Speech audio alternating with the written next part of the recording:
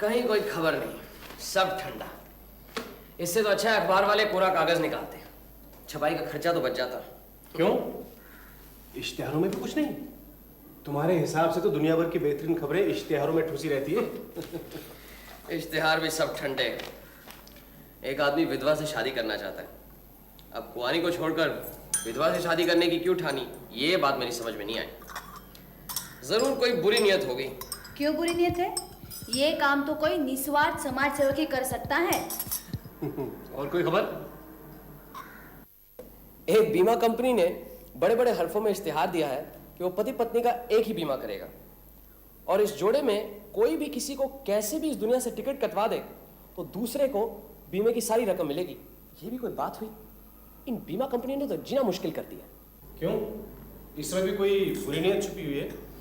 बीमा कंपनी का कोई अपना स्वार्थ ना, लेकिन दूसरों के मन में कुकर्म करने की इच्छा जगाना ये एक पुण्य काम नहीं।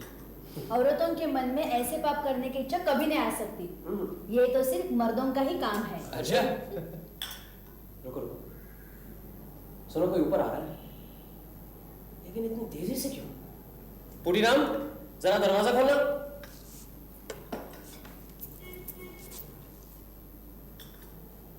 अरे क्या होशियारी दिखा रहा है, खोल। हाबुल है, बैठो बैठो, अपने पड़ोसी का ही लड़का है। हाबुल, क्या बात है हाबुल? मुकेश भैया, रेखा मर गई। बोल, हाबुल चुप हो जाओ, शांत हो जाओ, इधर बैठो, बैठ लिया, बैठो। हाबुल, चलो ऐसे रोते नहीं, बताओ मुझे, बताओ क्या बात है, बताओ। पिताजी 2 दिन में दिल्ली चले गए। घर में मैं, मेरी छोटी बहन रेखा और हमारी सौतेली माँ रहते हैं। मैं आज जब सुबह अपने ऊपर वाले कमरे में पढ़ रहा था, एकाएक नीचे से माँ की चीख पुकार सुनाई दी। मैं दौड़कर नीचे आया। रसोई के दरवाजे पर माँ खड़ी चीख रही थी। मेरी समझ में कुछ नहीं आया। मैं दौड़कर रसोई में गया। वहाँ चूल्हे के पास रेखा बैठी थी, सिर नीचे झुकाए। मैं रेखा को पास जाकर पुकारा, उसे हिलाया, लेकिन हाबुल, हाबुल, हाबुल, मैं क्या करूं ओमकेश भैया, पिताजी घर में है नहीं, इसलिए आपके पास आया हूं। हाबुल चुप हो जाओ, तुम मर्द होना, तुम्हें धीरे से काम लेना चाहिए। रेखा को क्या हुआ था अबुल? बीमार थी? कुछ नहीं। क्या उम्र थी उसकी? यही कुछ 16-17 साल, मुझसे 3 साल छोटी। हाल ही में कोई बीमारी हुई थी, टाइफाइड, बेरी? जी नहीं। तुम जाकर देखो ना। चलो तुम्हारे घर चलते हैं, बिना देखे कुछ समझ में नहीं आएगा। फिर तुम्हारे पिताजी को एक तार भी भेजना है, एक डॉक्टर भी चाहिए। तुम्हारे घर के पास डॉक्टर रुद्र रहते हैं ना? हाँ जी हाँ। आओ अजीत।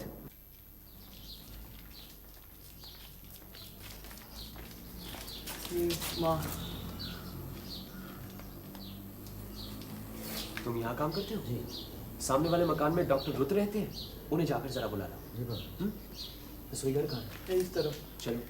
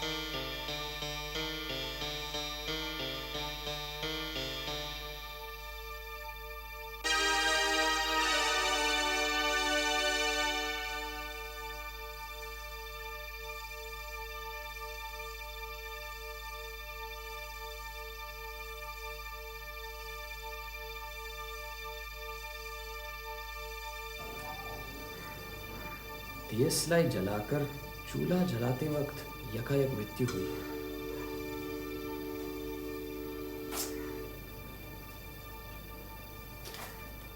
मौत के समय रसोई घर में और कोई नहीं था।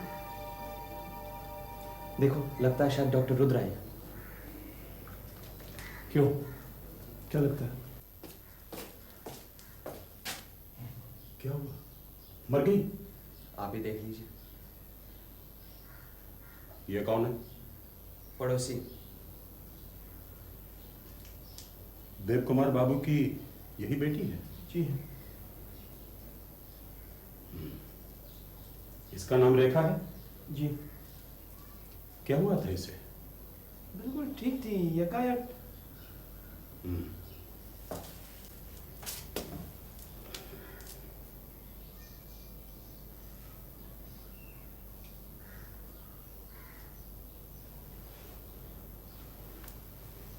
मौत करीब 2 घंटे पहले हुई है, क्योंकि रिगर मॉर्टिस शुरू हो गया है। मौत की वजह क्या है, आप बता सकते हैं? बिना ऑटोप्सी के कुछ भी कहना बहुत मुश्किल है। मेरा ख्याल है अब मेरा यहां कोई काम नहीं, मैं चलता हूं। मेरी फीस 32 रुपए मेरे घर भिजवा दीजिएगा। और हाँ, पुलिस को इन्फॉर्म करना मत भूलिएगा, क्योंकि मौत संदेहजनक है। अबुल, अपने नौकर को बुलाना जरा। अरे कागज सर।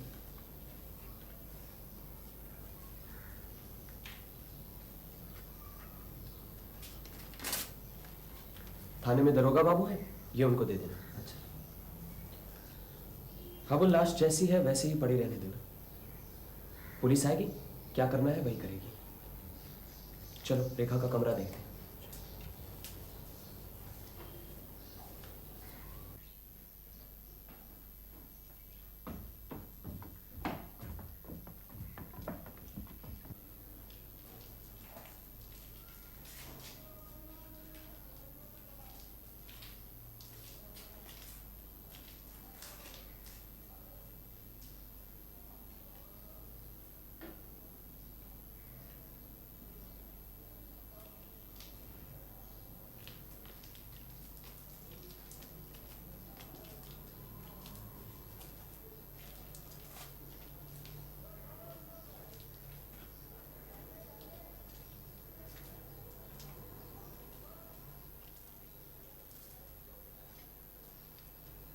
ये सामने वाला मकान डॉक्टर रुद्र का? जी।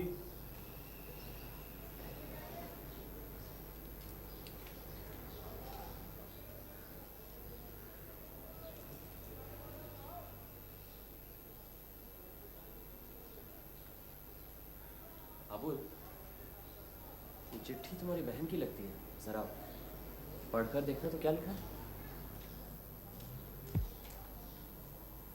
नंतुदा, हमारी शादी की बातचीत टूट गई है।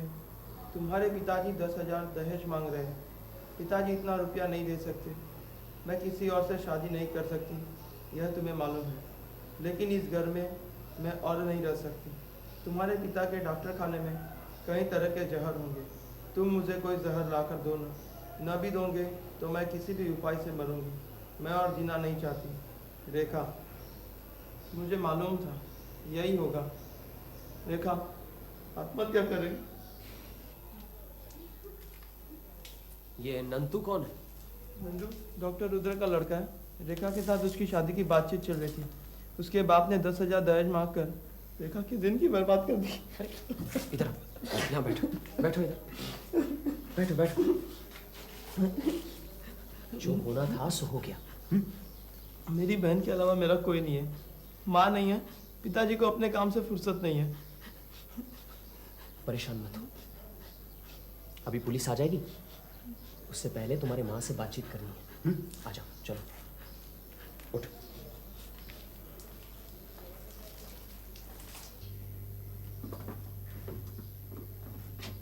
क्या बात हुई, आप कुछ बता सकती हैं? आज नौकरानी नहीं आई, इसलिए मैंने रेखा को चूल्हा लिपकर आग जलाने को कहा। घर के सारे काम मैं ही करती हूँ, कभी किसी से ढेला भर भी काम करने को नहीं कहा। और जब तक शरीर में ताकत है मैं करती भी रहूँगी।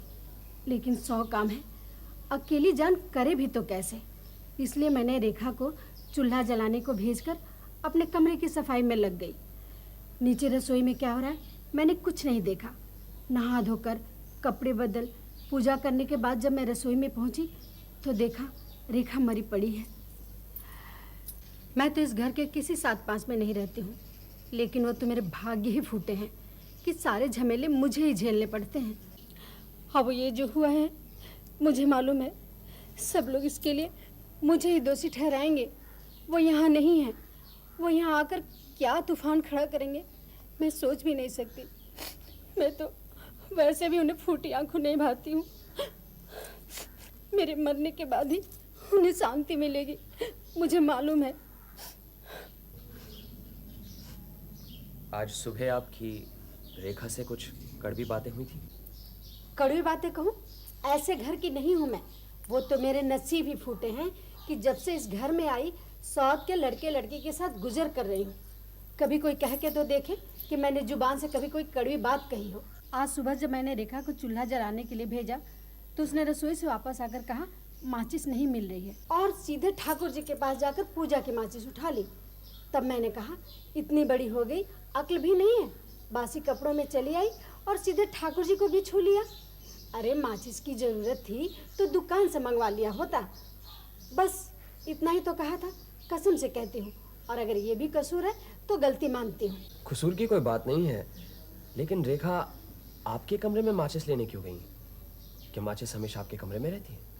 नहीं, रसोई में भी रहती है, लेकिन एक माचिस मैं अपने ठाकुर जी के पास हमेशा ही रखती हूँ। रात को अंधेरे में मुझे नींद नहीं आती है, इसलिए मैं लैम्प जला के सोती हूँ। ये बात सभी लोग जानते हैं, रेखा भी। वो देखिए लैम्प। मतलब उसी वक्त आपने रेखा को आखिरी बार जिंदा देखा था, उसके बाद नहीं? नहीं, और देखूंगी कब? घर की सफाई के बाद तो मैं नहाने चली गई थी। दरोगा क्या है? धन्यवाद। अगर जरूरत हुई तो बाद में पूछताछ करूंगा।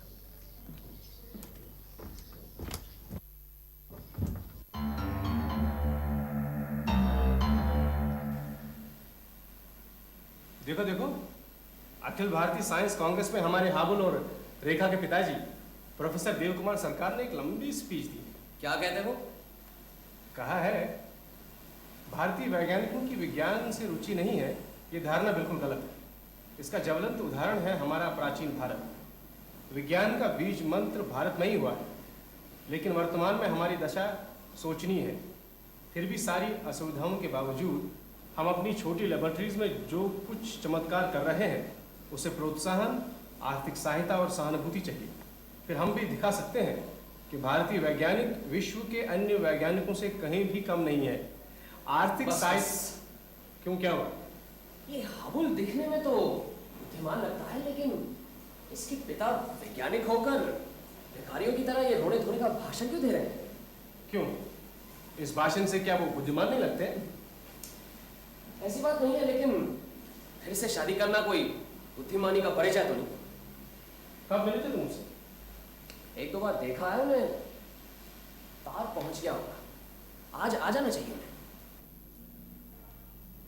तुम्हें क्या लगता है, रेखा ने आत्महत्या की है? तुम्हें क्या लगता है? आत्महत्या ही होगी, चिट्ठी में तो साफ लिखा है। हाँ, लेकिन आत्महत्या हुई कैसे? जहर खाकर, ये भी तो चिट्ठी में लिखा है।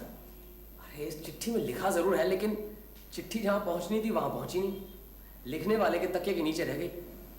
फिर जहर कहां से मिला? चिट्ठी में तो ये भी लिखा था कि जहर न मिलने पर किसी और तरीके से। लेकिन चिट्ठी भेजने से पहले ही दूसरा तरीका अपना लिया, क्या ये मुमकिन है? फिर चूल्हा जलाते जलाते कोई आत्महत्या नहीं करता। रेखा की मौत हुई है अकस्मात, जैसे आसमान से बिजली गिरी हो। देखा नहीं तुमने? बैठी की बैठी रह गई, माचिस की तीली हाथ में ही जलकर राख हो गई। फिर कैसे हुई ऐसी मौत? यही तो समझ में नहीं आ रहा। पोटेशियम साइनाइड को छोड़कर इतनी घातक शक्ति किसी और जहर में नहीं है। हार्ट फेल भी तो हो सकता है। हाँ, यही संभावना जोर पकड़ती जा रही है, लेकिन मन नहीं मानता। इतनी कम उम्र में हार्ट फेल। चलो कल डॉक्टर की रिपोर्ट से पता चल जाएगा। अंदर आ जाइए, दरवाजा खुला है। नमस्ते, मेरा नाम मनमथनाथ रुद्र है। अच्छा, आप ही नंतु हैं? क्या आप मुझे पहचानते हैं? हाँ, बैठिए बैठिए। आप रेखा के बारे में जानना चाहते हैं ना? जी, उसकी मृत्यु कैसे हुई? अभी कुछ कह नहीं सकते। क्या आप समझते हैं रेखा ने आत्महत्या की है? मुझे तो मुमकिन नहीं लगता। तो फिर क्या किसी ने उसे? फिलहाल यकीनन कुछ कहा नहीं जा सकता। आपने शायद सुना होगा, रेखा के साथ मेरी। हाँ, मैंने सुना है। मैं उसे बचपन से प्यार करता हूँ। जब वो 7 साल की थी तब से मैं उसके घर जाया करता था। लेकिन जब शादी की बात हुई तब पिताजी अड़ गए। ऐसी शर्त रखी कि शादी टूट गई। मैंने भी फैसला कर लिया, पिताजी की मर्जी के खिलाफ ही शादी करूंगा। इस बात पर हमारा झगड़ा भी हुआ। उन्होंने कहा मुझे घर से निकाल देंगे, लेकिन मैं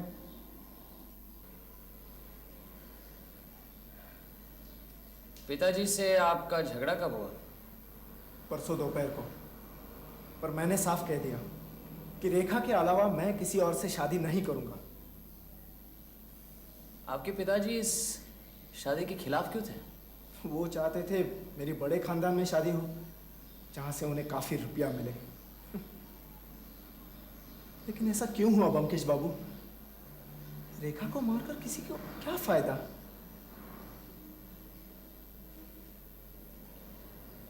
आपके पिताजी को फायदा हो सकता है।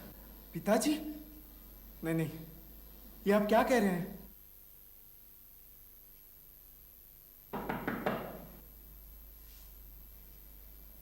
कौन है?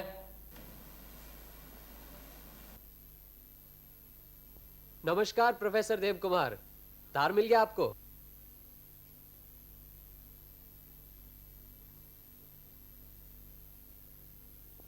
यह बदमाश यहां क्या कर रहा था? मुझसे मिलने आया था। लड़की की जान लेकर भी इसका पेट नहीं भरा? यह और इसका बाप दोनों नरपिशाच हैं। रुपए के लिए घटिया से घटिया काम करने से भी नहीं चुकेंगे। आप बैठिए बैठिए बैठिए।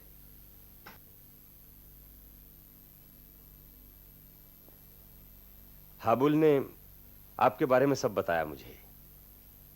आपने जो हमारी मदद की उसके लिए बहुत बहुत धन्यवाद। क्या कह रहे हैं आप? अगर मदद की भी तो पड़ोसी के नाते यह हमारा कर्तव्य है। फिर भी आप इतने व्यस्त आदमी हैं। अच्छा, क्या हुआ था रेखा को? कुछ समझ में आया?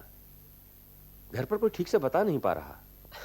कुछ कह नहीं सकते प्रोफेसर, देखते हैं डॉक्टर की रिपोर्ट में क्या निकलता है।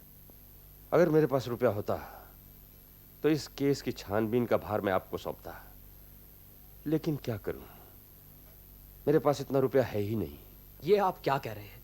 आप तो... नहीं व्योमकेश बाबू, बिना फीस दिए मैं किसी की मदद लेना नहीं चाहता।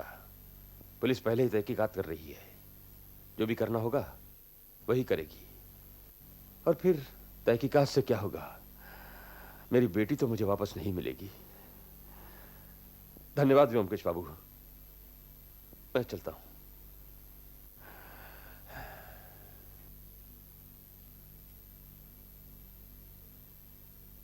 अच्छा,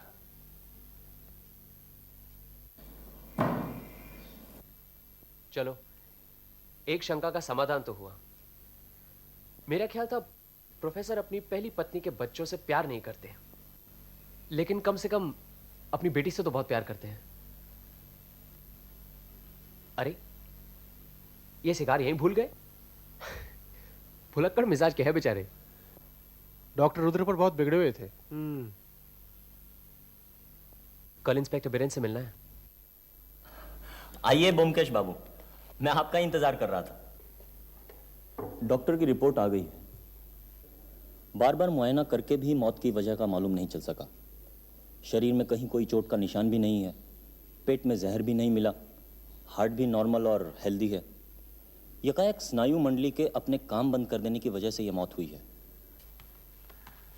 अब यह केस कॉर्नर्स कोर्ट में जाएगा, वहां से अज्ञात वजह से मौत की राय दी जाएगी। और फिर हमारी मर्जी। हम ये तहकीकात जारी भी रख सकते हैं और इसे बंद भी कर सकते हैं। मेरे ख्याल से तहकीकात जारी रखनी चाहिए। क्यों? आपको किसी पर शक है क्या? अगर हमें इस मृत्यु की गुत्थी को सुलझाना है तो पहले हमें यह पता लगाना होगा कि यह मौत हुई कैसे।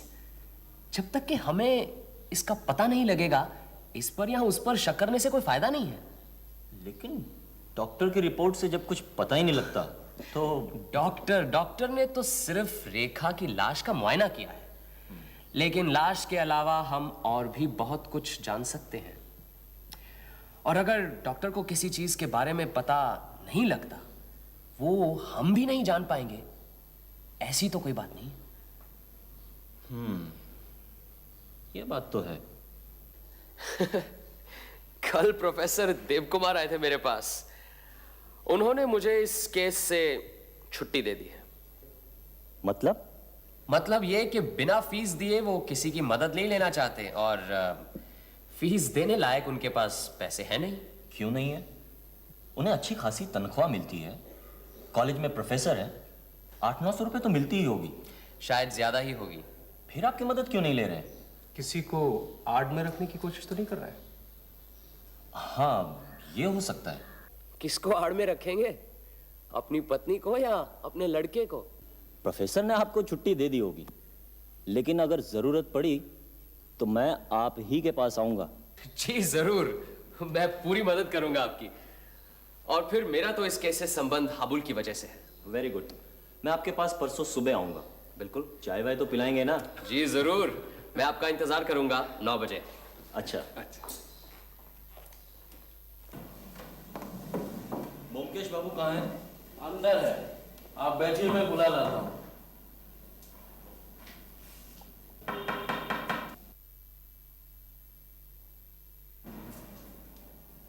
कौन? खोलो मुदीराम, मैं राहुल हूँ।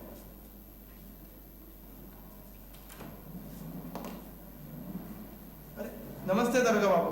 नमस्ते भाई, कैसे हो? बस मैं ठीक हूँ। आइए इंस्पेक्टर बिरेन। अरे पुटीराम, चाय भिजवा दो, और सुनो, साथ में कुछ खाने पीने के लिए भी भेज दो।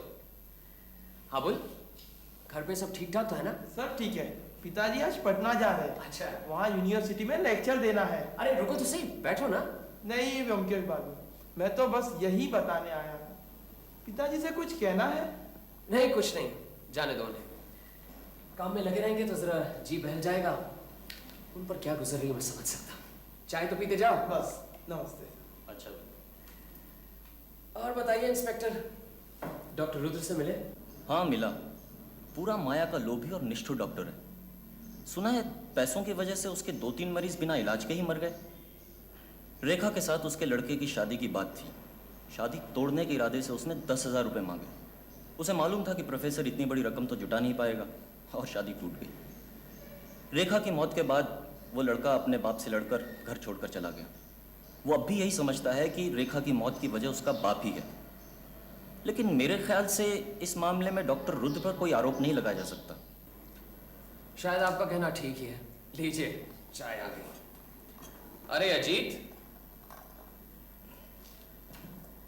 तुम सरकारी डॉक्टर से मिले थे ना? जरा इंस्पेक्टर बिरेन को बताना क्या कहते हैं वो। डॉक्टर अपनी रिपोर्ट के बाहर कुछ नहीं कहना चाहते, लेकिन उन्होंने एक बात कही। उनका कहना है कि किसी भी अनजाने जहर का धुआं नाक के अंदर जाने से मृत्यु हो सकती है, जिसका पता पोस्टमार्टम की रिपोर्ट से नहीं चलता। ये भी डॉक्टर की एक थ्योरी है। उनका कहना है कि वो गलत भी हो सकते हैं। प्रोफेसर देवकुमार से मिले? आज जा रहे हैं? हाँ मिला। उनकी आर्थिक हालत वाकई अच्छी नहीं है। लगता है दुनियादारी के मामले में बिल्कुल नावाकिफ हैं। अब लड़की की शादी के लिए 7-8 हज़ार रुपये खर्च करना भी उनके लिए एक बहुत बड़ी समस्या बन गई थी। कॉलेज के प्रोविडेंट फंड से उन्होंने उधार की अर्जी भी दी थी। खैर वो शादी ही टूट गई। कॉलेज से उन्हें काट कूट कर कुल 880 रुपये मिलते हैं। लेकिन सुनकर ये ताज्जुब होगा कि उस 880 रुपये में से एक मोटा हिस्सा बीमा कंपनी को भेज जाता है। 50,000 का बीमा करवाया है। 50,000 का बीमा? कब किया? 1 साल से ऊपर हो गया। जॉइंट पॉलिसी है, अपनी और अपनी पत्नी के नाम। दूसरी पत्नी है, अगर वो गुजर जाए तो उनकी विधवा पत्नी को कोई तकलीफ ना हो, शायद इसीलिए। क्या सोच रहे हैं? आप उनकी पत्नी से मिले? बस यही बाकी है। इस हाबुल के बारे में पता करवाया। बड़ा अजीब सा लड़का है, कॉलेज नहीं जाता, बस यूं ही घूमता फिरता रहता है, और अभी मुझे यहाँ से देखकर भाग गया। आप हाबुल की तरफ से बेफिक्र रहिए, यहाँ से तो सीधा थाने ही जाएंगे ना। ठीक है, मैं जरूरत पड़ी तो वहां आ जाऊंगा, नहीं तो टेलीफोन कर दूंगा। मुझे जरा बाहर जाना है।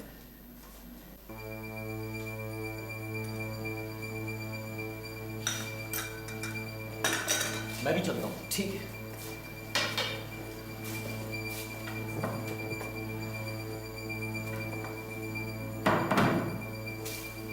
तुम्हें हो क्या गया? इंस्पेक्टर को न्योता हम नहीं दिया था। चलो जल्दी, हाबुल के घर जाना है। प्रोफेसर देव कुमार को पटना जाने से रोकना है। क्यों?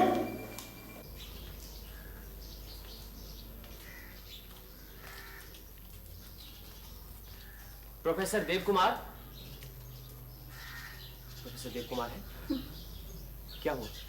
हाबुल क्या हुआ हाबुल को? किधर है वो? ऊपर अपने कमरे में। चलो।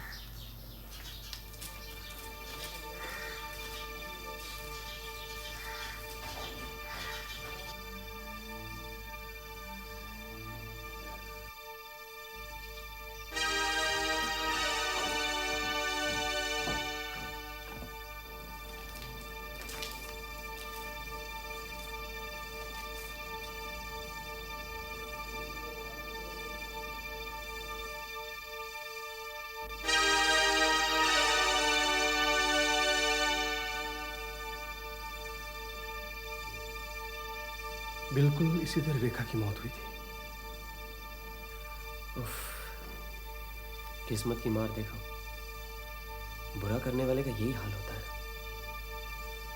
क्या हुआ? तुम फौरन जाओ, इंस्पेक्टर बीरेन को ले आओ। मेरी तरफ से कहना कि प्रोफेसर देव कुमार के नाम गिरफ्तारी का वारंट भी ले आए जल्दी। लेकिन तुम जाओ तो सही, मैं बाद में समझा दूंगा। साथ में ये भी कहना कि हाबुल अपनी बहन रेखा की तरह मर गया। जाओ जल्दी जाओ।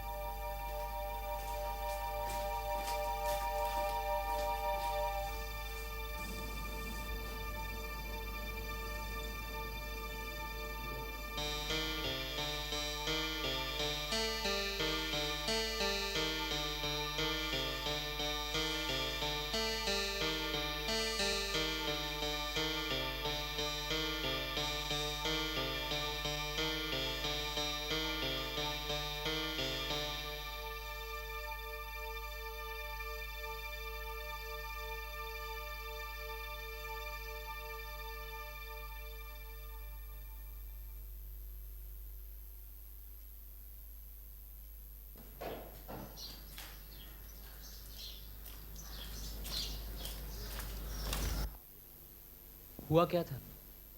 हाबुल छुप छुप के सिगरेट पिया करता था। कई बार खरीद कर मैंने हिला के दिया। आज माचिस नहीं थी उसके पास। उसने कहा माचिस ला दो, तो मैं माचिस लेने गया बाजार में। मुझे और भी कई काम थे। माचिस लाने में देर हो गई। जब मैं माचिस लेकर आया तब वो अपने कमरे में खत्म हो चुका था। फिर तुमने क्या किया? प्रोफेसर साहब आज ही पटना जाने वाले थे। उनको बताया, वो फौरन ऊपर गए और वहां उनको देखकर रोने लगे। वो माचिस कहाँ है जिससे हाबुल ने सिगरेट जलाई थी? वो तो साहब ने उसके हाथ से ले ली थी। अच्छा, उस वक्त माँ जी कहाँ थी? रसोई घर में। प्रोफेसर देव कुमार कहाँ है? अपने कमरे में।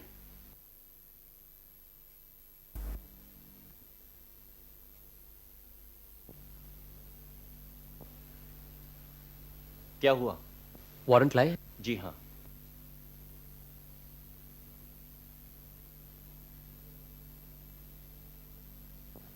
बुरा जो देखन मैं चला, मुझसे बुरा न कोई।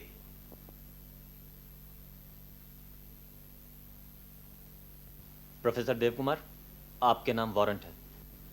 आप आ गए, अच्छा ही किया। मैं खुद ही थाने जा रहा था। लीजिए, पहनाइए हथकड़ी। उसकी कोई जरूरत नहीं, हम तो सिर्फ आपको बताने आए हैं।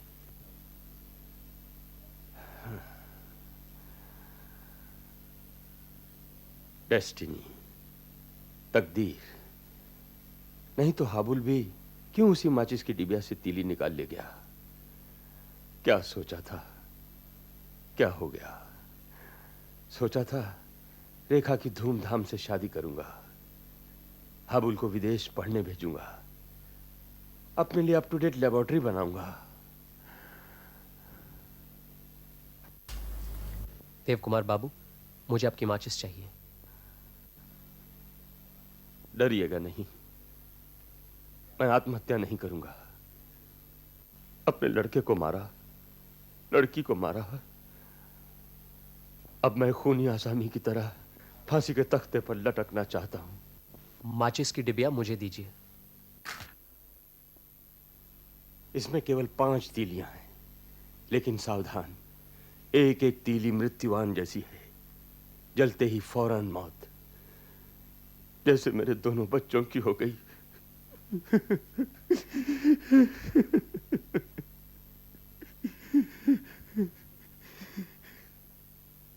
क्या इजाद की है मैंने, पलक झपकते ही मौत होगी, लेकिन कहीं कोई निशान नहीं रहेगा। आधुनिक युद्ध नीति में एक भयंकर तब्दीली होगी। यह विष नहीं है, एक महामारी है, लेकिन बुरा जो देखन मैं चला। प्रोफेसर देवकुमार, मेरे ख्याल से अब चलना चाहिए। हाँ। आप अपनी पत्नी से नहीं मिलेंगे? पत्नी? मेरी फांसी के बाद बीमे का सारा पैसा उसी को तो मिलेगा। किस्मत का खेल देखिए।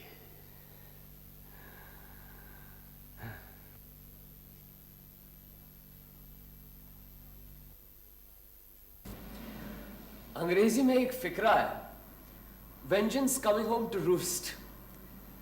प्रोफेसर देवकुमार के साथ भी कुछ ऐसा ही हुआ। भाग्य की विडंबना देखो, अपनी पत्नी को मारना चाहते थे, 2 बार उन्होंने अपना अचूक अग्निबाण छोड़ा, और दोनों बार ही अग्निबाण लगा उनके प्यारे पुत्र और पुत्री को। लेकिन ये अग्निबाण उनके हाथ लगा कैसे? साइंटिस्ट तो थे ही, एक्सपेरिमेंट करते करते एक नया आविष्कार कर लिया। एक ऐसा आविष्कार जिसकी जरूरत रोजमर्रा की जिंदगी में नहीं थी, लेकिन जिसका एक भी अंश अगर दुनिया में किसी भी बड़ी ताकत को, जापान, अमेरिका, जर्मनी, अगर उन्हें पता लग जाता तो वो फौरन अपने कारखानों में ये जानलेवा जहर बनाना शुरू करते थे। इसीलिए प्रोफेसर देवकुमार ने इस आविष्कार की चर्चा किससे की नहीं। वे चाहते थे कि खुद इस पर और एक्सपेरिमेंट हो, और इस तरह के एक्सपेरिमेंट गोपनीय ढंग से करने के लिए अपनी खुद की एक लेबोरेटरी होनी चाहिए ना। लेकिन इसके लिए रुपया भी तो चाहिए। जो लोग मानसिक मेहनत करते हैं उन्हें सांसारिक जीवन में शांति चाहिए, लेकिन छुआछूत, पूजा पाठ मानने वाली और हमेशा कचकच करने वाली दूसरी पत्नी ने प्रोफेसर देवकुमार का जीना मुश्किल कर दिया था। अमूमन कोई अपनी स्त्री की हत्या करने की बात नहीं सोचता, लेकिन अगर कोई ऐसा सोचता है तो हमें समझ लेना चाहिए कि बात बर्दाश्त से बाहर पहुंच गई है। अब इस घातक जहर का आविष्कार प्रोफेसर देवकुमार ने किया, और मेरा ख्याल है कि तभी उन्होंने ऐसा सोचा होगा कि अपनी स्त्री को रास्ते से हटा देना चाहिए। इन्हीं दिनों अखबारों में पति पत्नी का इकट्ठा बीमा करने की योजना के बारे में उन्होंने पढ़ा। एक के मर जाने से दूसरे को सारा रुपया मिल जाएगा। यही मौका था, इस तरह का बीमा करके अपनी पत्नी का खात्मा कर सके तो एक बार से 2 फायदे हो सकेंगे। प्रोफेसर देवकुमार ने पूरे 50,000 का बीमा कराया। कोई जल्दबाजी नहीं की जिससे कि बीमा कंपनी को शक हो। फिर 1 साल इंतजार किया। अपनी पत्नी पर जहर आजमाने के लिए एक नायाब तरीका निकाला। एक वैज्ञानिक मस्तिष्क इस तरह सोच सकता है। उन्हें मालूम था कि जहर में आग लगने से जो धुआं निकलता है उसका छोटे से छोटा अंश भी अगर नाक में जाए तो कोई बच नहीं सकता। इसीलिए उन्होंने माचिस की तीली के मुंह पर जहर लगा दिया। अब कोई भी ये तीली जलाएगा वहीं खत्म हो जाएगा। तभी दिल्ली में विज्ञान कांग्रेस का अधिवेशन शुरू हुआ था। उन्होंने सोचा यही मौका है। उन्हें पता था कि उनकी पत्नी रोज सवेरे पूजा के लिए माचिस से दिया जलाती है, अब ये माचिस पूजा घर में ही रहती है और इस माचिस का और कोई इस्तेमाल तो होता नहीं। सो उन्होंने इस माचिस की डिबिया में एक जहरीली तीली डाल दी और वो दिल्ली चले गए। अब 4-5 दिनों में कभी ना कभी घातक तीली का इस्तेमाल तो करेगी ना उनकी पत्नी। तब प्रोफेसर देव कुमार दिल्ली में होंगे और उन पर कोई शक भी नहीं करेगा। सब ठीक ही था, लेकिन किस्मत में कुछ और ही लिखा था। अपनी पत्नी की जगह उनकी अपनी बेटी चूल्हा जलाकर मारी गई। प्रोफेसर देव कुमार दिल्ली से वापस आए। अब लड़की की अचानक मौत से अपनी पत्नी पर उनका गुस्सा दुगना हो गया। उन्होंने ठान ली कि अगर लड़की गुजरी गई है तो उनकी पत्नी को जिंदा रहने का कोई हक नहीं। फिर उन्होंने पटना जाने का प्रोग्राम बनाया। इस बार उन्होंने सारी की सारी जहरीली तीलियां उसी माचिस की डिबिया में डाल दी, लेकिन वो पटना नहीं जा सके। हाबुल को सिगरेट पीने का शौक था। वो अक्सर अपने कमरे में बैठा चोरी छुपे सिगरेट पिया करता था। इस बार घर में माचिस नहीं थी। उसने नौकर से कहा बाजार से ले आ। नौकर को आने में देर हो गई और उसने बगल में अपनी मां के कमरे से वही माचिस से दियसलाई जलाई। हाँ, अच्छा ये बताओ, प्रोफेसर देवकुमार ही अपराधी हैं, ये तुम्हें कब पता चला? जब मैंने सुना कि उन्होंने 50,000 का जॉइंट बीमा कराया है। उससे पहले रेखा के पोस्टमार्टम से पता चल चुका था कि मौत जहर से नहीं हुई है। तब इस नतीजे पर पहुंचा कि मौत जैसे भी हुई हो उसे आज के वैज्ञानिक नहीं जानते। अब हमारे सामने 2 वैज्ञानिक थे, एक डॉक्टर रुद्र और प्रोफेसर देव कुमार। हो सकता है इनमें से किसी को भी वो अज्ञात जरिया मालूम हो। ऐसी सूरत में ज्यादा शक डॉक्टर रुद्र पर ही पड़ता था। भाई डॉक्टर हैं, जहर से उनका वास्ता पड़ता है। और प्रोफेसर देव कुमार अगर आविष्कार करता होते तो अपनी लड़की पर यह जहर क्यों आजमाते? हालांकि डॉक्टर रुद्र घटिया किस्म के इंसान हैं, लेकिन पड़ोस की लड़की जो सिर्फ उनके लड़के से प्यार करती है, इसी बात पर खून क्यों करेंगे? यह बात कुछ हजम नहीं हो रही थी। हाँ, ये बात तो है। अजीत, तुम तो लेखक हो। तुम्हें प्रोफेसर देव कुमार के इस केस में एक दर्दनाक व्यंग नहीं नजर आ रहा? इंसान ने जब पहली बार दूसरे की हत्या करने के लिए हथियार बनाया, उसी दिन से उसने अपनी मौत की खाई खोद ली। आज दुनिया में जो चोरी छुपे हिंसक और प्राणघातक जहर बनाए जा रहे हैं, यही जहर किसी दिन सारी मानवता को ध्वंस कर देगा। ऐसा नहीं लगता?